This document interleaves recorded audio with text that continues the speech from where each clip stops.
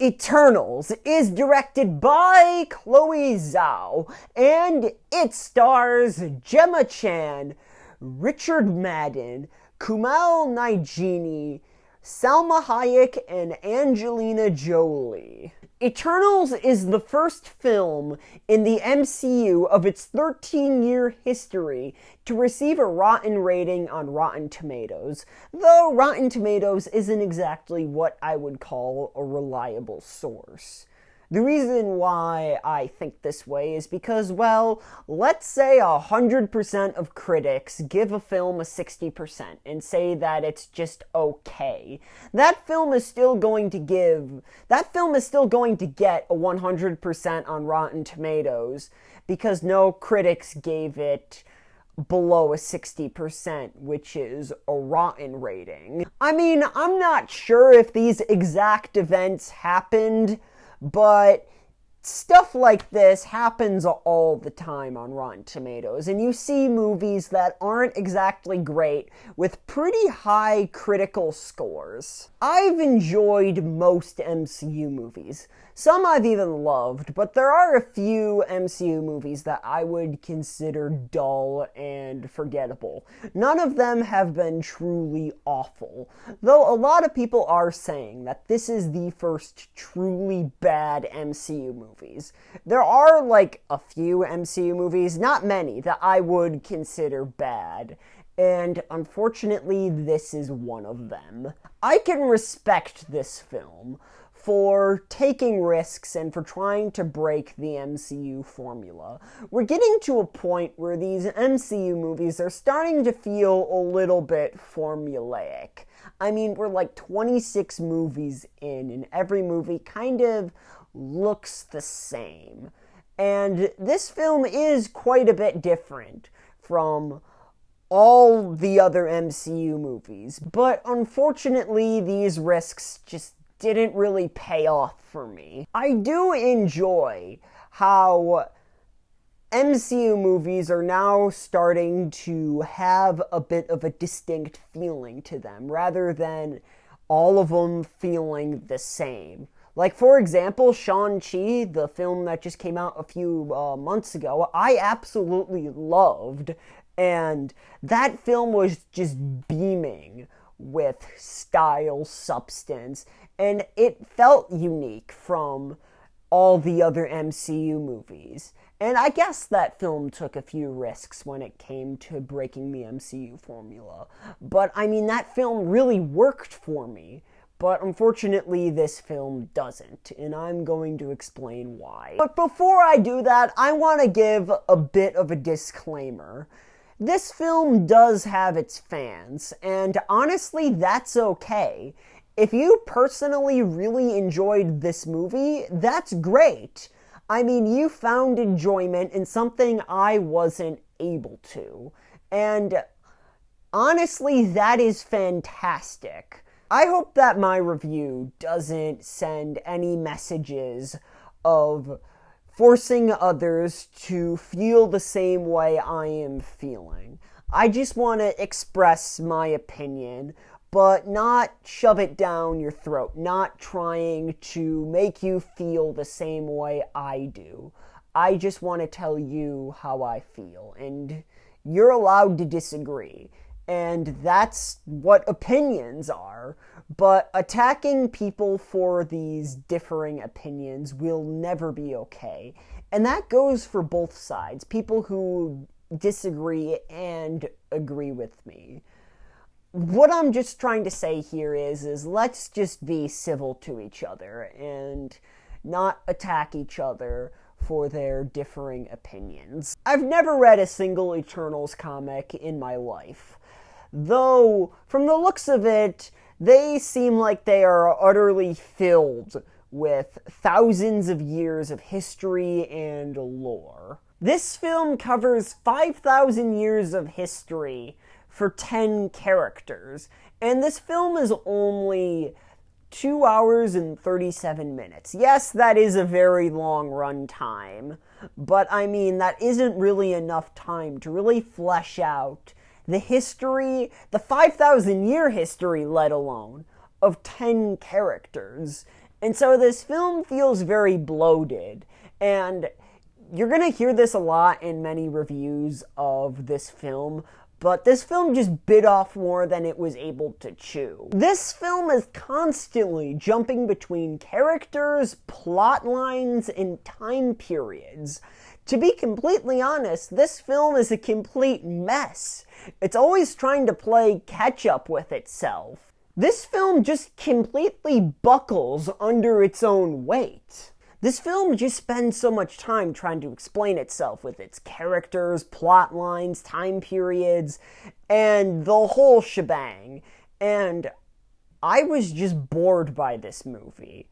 This movie just doesn't have focus. It doesn't know how to focus on itself and make itself compelling for me.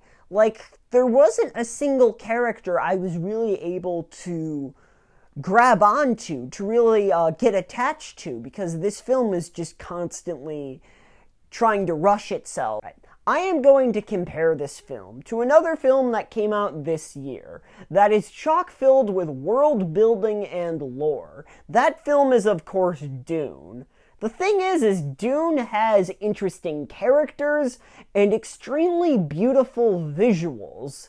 This film is dull and has one-dimensional characters and a really, really underwhelming story. Even the characters in this film are extremely one-dimensional, and that's a rarity to the MCU.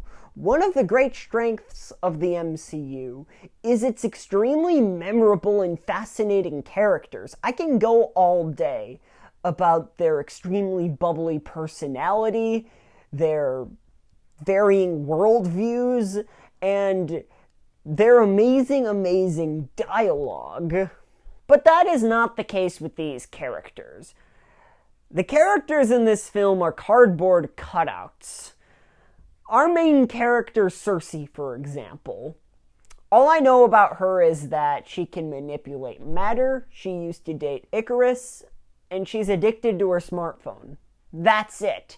I mean, this film is 2 hours and 37 minutes. Not long enough to tell this whole story, but it is long enough to make a character that is more compelling than that. One thing that the greater MCU does really well is character chemistry. I can listen to Iron Man, Captain America, Doctor Strange, Black Panther, Spider-Man, Star-Lord, and, I don't know, Drax talk to each other in a coffee house just about nothing for 5 hours. But with this film, there's nothing to be desired. These characters don't really have that much chemistry, and they don't really bounce off each other that well. They're supposed to feel like this tight-knit family that has known each other for over 5,000 years. But they just feel like coworkers. These characters do talk a lot about how much they care about each other and how much they mean to each other. And I mean, all that is great, but actually show me. And this film fails to do that.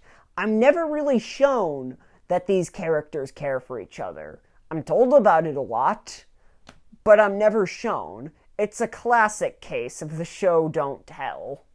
A lot of this film's runtime is getting the band back together, getting our band of heroes reunited once again to fight a greater threat. The getting the band back together is a trope that is done time and time again. This trope actually really worked with the Blues Brothers.